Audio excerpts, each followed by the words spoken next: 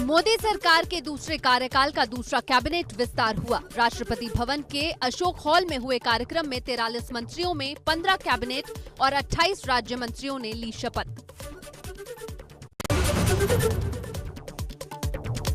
मंत्रिमंडल विस्तार समारोह में 15 नेताओं ने कैबिनेट मंत्री और 28 नेताओं ने राज्य मंत्री के तौर पर शपथ ली। 7 महिला नेताओं ने मंत्री पद की शपथ ली। इसके अलावा बीजेपी के सहयोगी दलों से 3 नेताओं ने मंत्री पद की शपथ ली। प्रधानमंत्री नरेंद्र मोदी की मंत्री पद में विस्तार और फेरबदल किया गया। इसमें 36 नए चेहरों को शामिल किया गया, जबकि 7 वर्तमान राज्य मंत्रियों को प्रमोशन कर मंत्रिमंडल में शामिल किया गया। 8 नए चेहरों को भी कैबिनेट मंत्री का दर्जा दिया गया। महाराष्ट्र के पूर्व मुख्यमंत्री नारायण राणे ने ली मंत्री पद की शपथ। राणे 6 बार विधायक रह चुके हैं। महाराष्ट्र से राज्यसभा सांसद हैं। प्रभुता, अखंडता, अक्षुण्ण रखूंगा। असम के पूर्व मुख्यमंत्री सर्बानंद सोनोवाल ने ली कैबिनेट मंत्री पद की शपथ।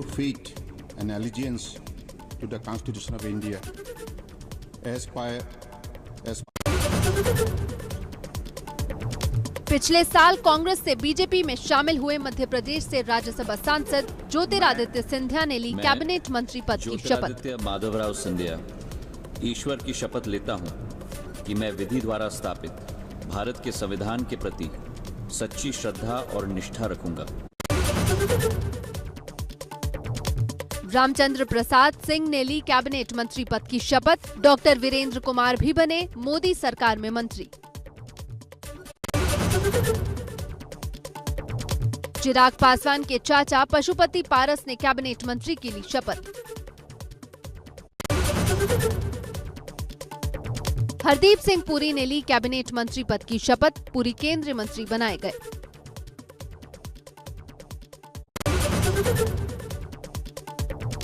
राष्ट्रपति रामनाथ कोविंद ने अश्विनी वैष्णव, किरण रिजिजू, राजकुमार सिंह को मंत्री पद की शपथ दिलाई।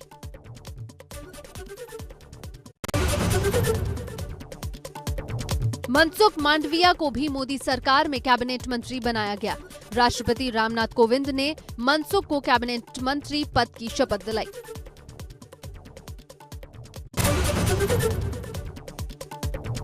राष्ट्रपति रामनाथ कोविंद ने भूपेंद्र यादव, पुरुषोत्तम रुपाला और जी किशन रेड्डी को मंत्री पद की शपथ दिलाई।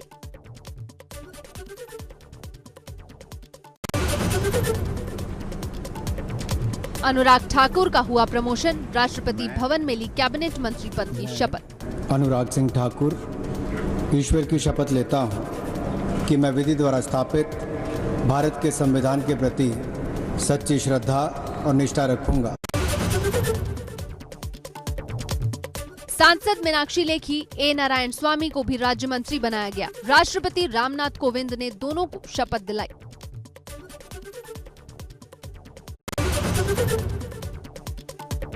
चालीस साल की अपना दल की नेता अनुप्रिया पटेल ने पद और गोपनीयता की शपथ ली। अनुप्रिया पटेल मिर्जापुर से सांसद हैं और दोबारा मोदी कैबिनेट में शामिल हुई।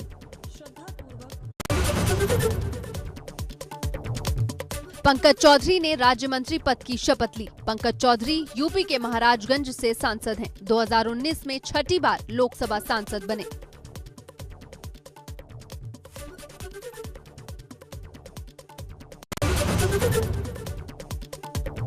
एसपी सिंह बघेल भी बने राज्य मंत्री। यूपी के आगरा से सांसद हैं बघेल। 61 साल के बघेल 3 दशक से राजनीति में हैं और 5 बार के सांसद हैं।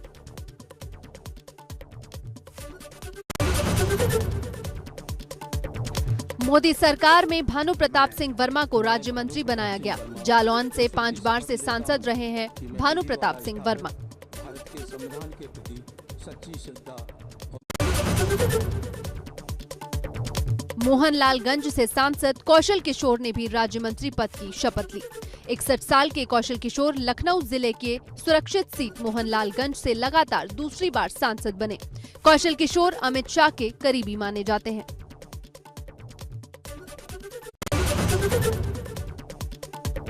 यूपी से बीजेपी के राज्यसभा सांसद बनवारी लाल वर्मा ने राज्य मंत्री की शपथ ली।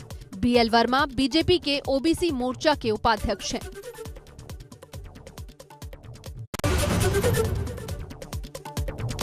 यूपी के लखीमपुर खीरी से बीजेपी सांसद अजय मिश्र टेनी ने मंत्री पद की शपथ ली। अजय पिछले 2 बार से लगातार सांसद हैं। उन्हें राज्य मंत्री पद की शपथ दिलाई गई।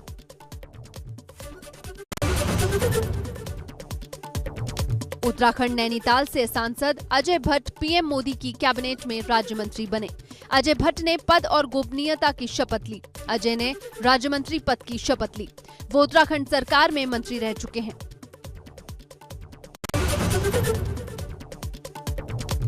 यूपी के इन मंत्रियों के शपथ ग्रहण के बाद उत्तर प्रदेश के मुख्यमंत्री योगी आदित्यनाथ ने ट्वीट करते हुए इन सभी को बधाई दी। सीएम योगी ने कहा, उत्तर प्रदेश के महाराजगंज लोकसभा क्षेत्र से लोकप्रिय सांसद पंकज चौधरी केंद्र सरकार में मंत्री बनाए जाने पर हार्दिक बधाई। आपके उज्जवल कार्यकाल के लिए मंगल कामनाएं। इसके साथ ही अगले ट्वीट में कहा, अपना दल की राष्ट्रीय अध्यक्ष और मिर्जापुर लोकसभा क्षेत्र से लोकप्रिय सांसद अनुप्रिया पटेल को केंद्रीय मंत्रिमंडल में स्थान प्राप्त होने की हार्दिक बधाई। आपके उज्जवल कार्यकाल हेतु अनंत शुभकामनाएं।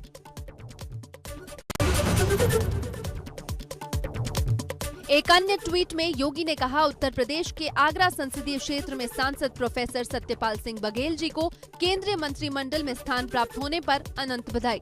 आपके उज्जवल कार्यकाल के लिए हार्दिक मंगल कामनाएं।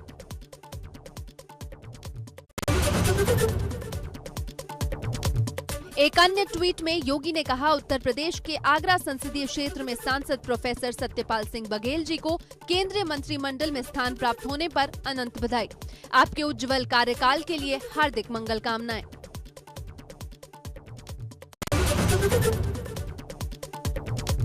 सीएम ने एक अन्य ट्वीट करते हुए कहा, उत्तर प्रदेश के लखीमपुर खीरी संसदीय क्षेत्र से सांसद श्री अजय मिश्र को केंद्र सरकार में मंत्री बनाए जाने पर हार्दिक बधाई। आपके उज्जवल कार्यकाल के लिए हार्दिक शुभकामनाएं।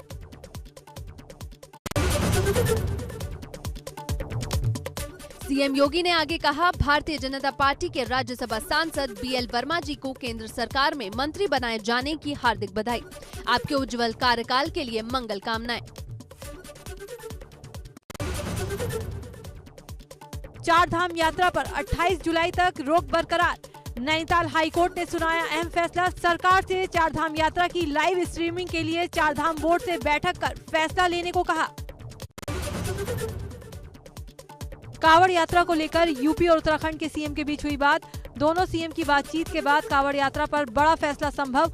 उत्तराखंड में कांवड़ यात्रा को लेकर हो सकता है पुनर्विचार।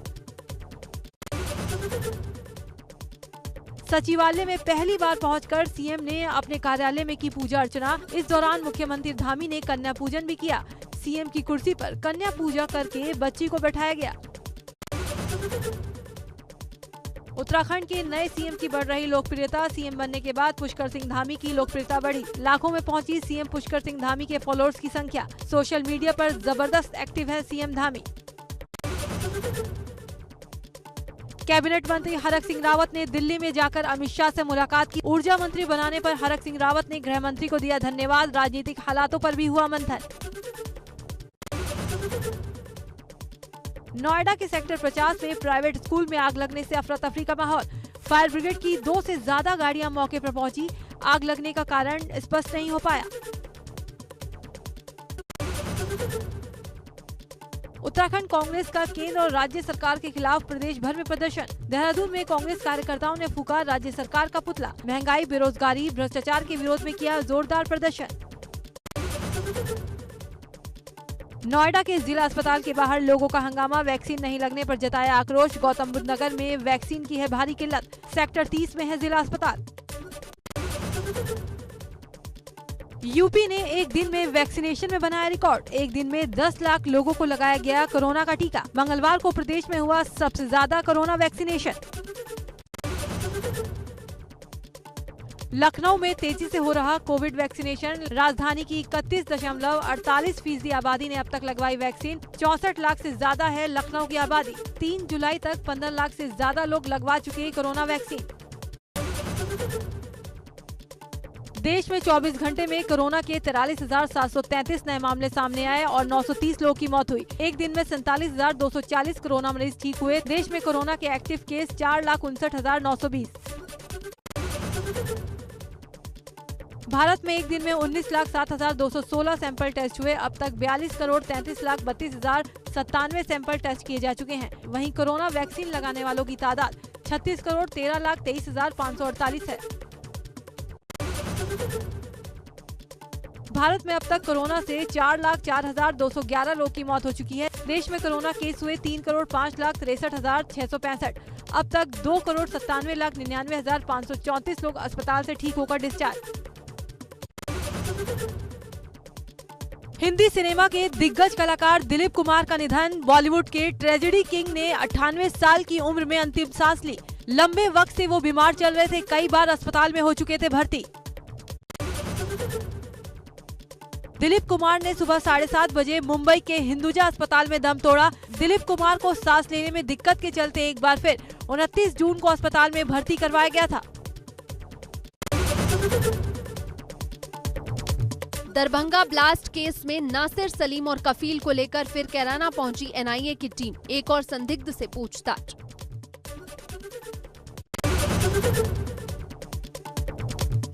फतेहपुर में पुलिस का ताबड़तोड़ एक्शन जारी। जिले के 15 शराब माफियाओं की हिस्ट्री शीट खोलने के बाद अब पुलिस ने 16 माफियाओं पर गैंगस्टर एक्ट के तहत बड़ी कार्रवाई की है। पुलिस की इस कार्रवाई में अधिकांश शराब माफिया शामिल हैं।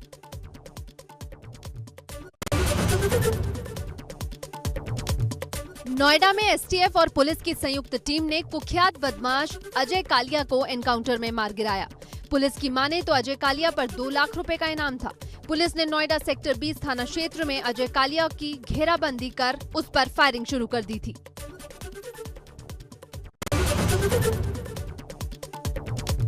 कौशाम्बी में सीएमओ दफ्तर में 1,60 लाख रुपए का घोटाला। एनएचएम की कॉन्ट्रैक्ट ऑडिटर की जांच रिपोर्ट में हुआ घोटाले का खुलासा। ई टेंडर और कोटेशन प्रक्रिया में मानकों की धज्जियां उड़ाई गई। डीएम ने जांच के दिए निर्देश।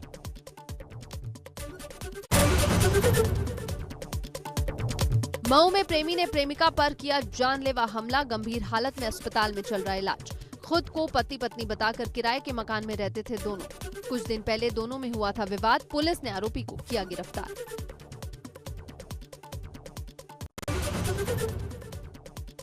बरेली में हॉरर किलिंग का सनसनीखेज मामला। झूठी शान के खातिर प्रेमी और प्रेमिका को दिया जहर। प्रेमी की मौत, प्रेमिका गंभीर हालत में अस्पताल में भर्ती। 12वीं की छात्रा को पड़ोस में रहने वाले लड़के से था प्यार। गाजियाबाद के साहिबाबाद में बैचलर पार्टी में हर्ष फायरिंग। सूरज राय नाम के युवक की संदिग्ध परिस्थिति में गोली लगने से मौत। शादी की खुशियां मातम में बदली। पुलिस ने घटनास्थल का लिया जायजा। मथुरा में अपनी मां के साथ वृंदावन आई युवती अचानक गायब। परिजनों का आरोप, पड़ोस में रहने वाला युवक अपनी साथियों के साथ युवती को भगा कर ले गया। परिजनों ने पुलिस में की शिकायत। बरेली की किच्छा नदी में मिले 3 युवकों के शव। परिजनों ने हत्या का लगाया आरोप। कहा कल से लापता थे तीनों युवक। गांव वालों ने पुलिस को दी सूचना। बहेड़ी थाना क्षेत्र के सिमरा गांव का मामला। रामपुर पुलिस और एसओजी की संयुक्त टीम की बाइक सवार 2 गौ तस्करों से हुई मुठभेड़। पुलिस की फायरिंग में एक गौ तस्कर के पैर में लगी गोली। अंधेरे का फायदा उठाकर दूसरा हुआ फरार। मुठभेड़ में कांस्टेबल भी जख्मी। पकड़े गए गौ तस्कर पर है 25,000 का इनाम। पुलिस के मुताबिक वो थाना कोतवाली इलाके का हिस्ट्री शीटर है। बदमाश पर लूट, चोरी, हत्या की कोशिश और गौकशी जैसे 15 से 16 मुकदमे कई अलग अलग थानों में दर्ज हैं।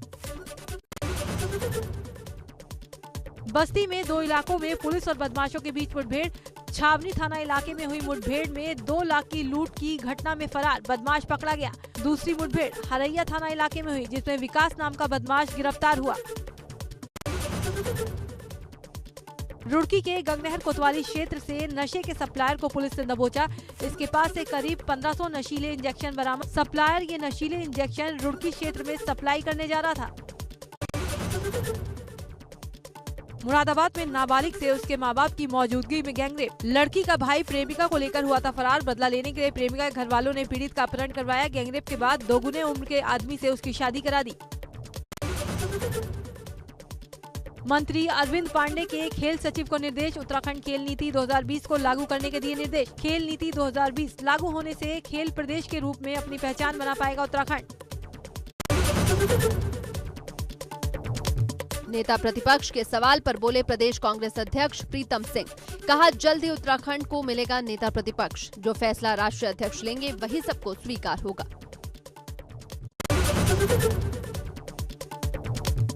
देहरादून के गांधी पार्क के बाहर 5 साल के बच्चे के साथ भूख हड़ताल पर बैठी महिला, सरकार से इच्छा मृत्यु की लगाई गुहार। रंजनी अखाड़े के महामंडलेश्वर समेत कई लोगों पर जमीन हड़पने और दबंगई से बेचने का आरोप।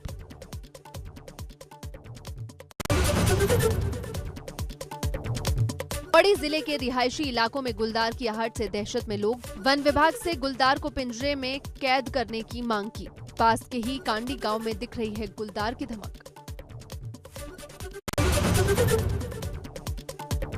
उत्तराखंड पुलिस नशे के कारोबार को रोकने के लिए लगातार अभियान चला रही है। रुड़की के गंगनहर कोतवाली क्षेत्र में एक नशा सप्लायर को गिरफ्तार किया है, जिसके पास से करीब 1500 नशीले इंजेक्शन बरामद हुए।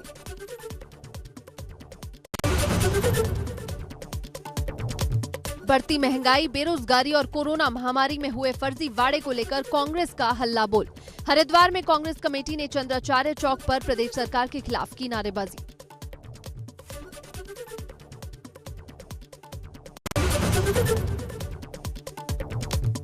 नोएडा के सेक्टर 50 के प्ले स्कूल की बिल्डिंग में लगी आग। सूचना पर पहुंची फायर ब्रिगेड की टीम। दमकल कर्मियों ने कड़ी मशक्कत के बाद स्कूल की इमारत में फंसे 4 लोगों को सुरक्षित बाहर निकाला।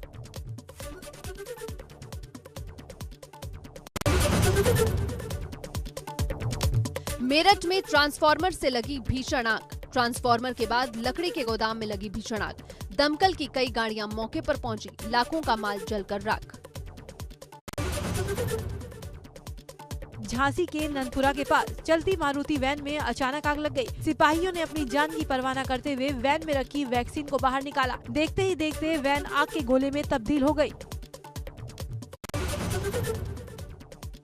आजमगढ़ में ट्रांसफार्मर में लगी भीषण आग। धू-धू कर जला ट्रांसफार्मर। कोतवाली आसिफगंज चौक सहित कई इलाकों में बिजली सप्लाई बाधित।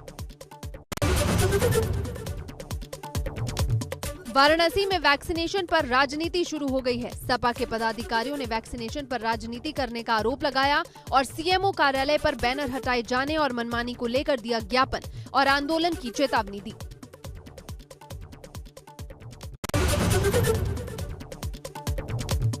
वाराणसी में बिजली चोरी करने वालों की खैर नहीं। काशी में 25 लोगों के खिलाफ बिजली चोरी का मुकदमा दर्ज किया गया।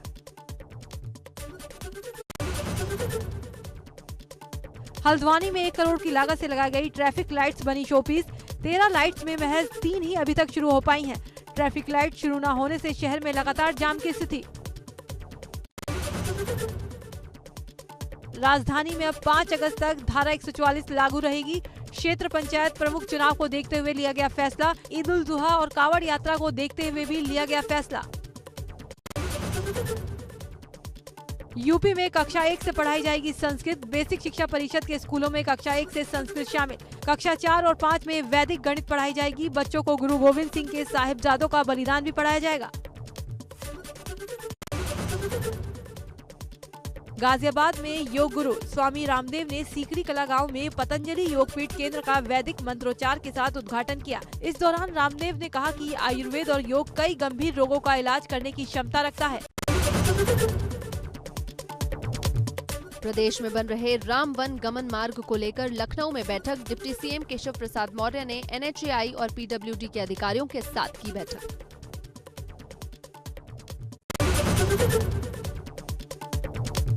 गैंगस्टर अजीत सिंह की पत्नी भाजपा में हुई शामिल। मोहम्मदाबाद गोहाना ब्लॉक प्रमुख चुनाव में ठोकेंगी दावेदारी। लखनऊ में गैंगस्टर अजीत सिंह की गोलियों से भूनकर की गई थी हत्या।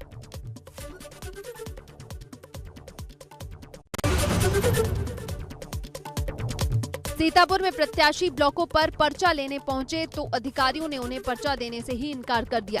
सपा के पूर्व विधायक अपने समर्थकों के साथ ब्लॉक पर ही धरने पर बैठ गए और सरकार विरोधी जमकर नारेबाजी की।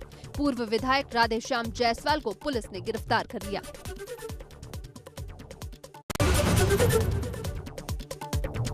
सीतापुर के खैराबाद ब्लॉक में नामांकन पत्र न दिए जाने का आरोप। सपा के पूर्व विधायक राधेश्याम जायसवाल ने ब्लॉक अधिकारियों पर लगाया नामांकन पत्र नहीं देने का आरोप।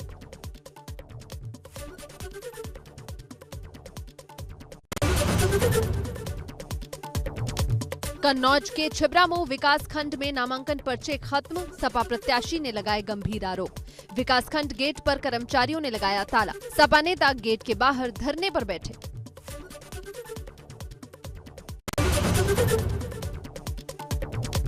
विकासनगर में बढ़ती महंगाई और बेरोजगारी के खिलाफ कांग्रेस ने फूंका पुतला। कांग्रेस ने केंद्र और राज्य सरकार का फूंका पुतला।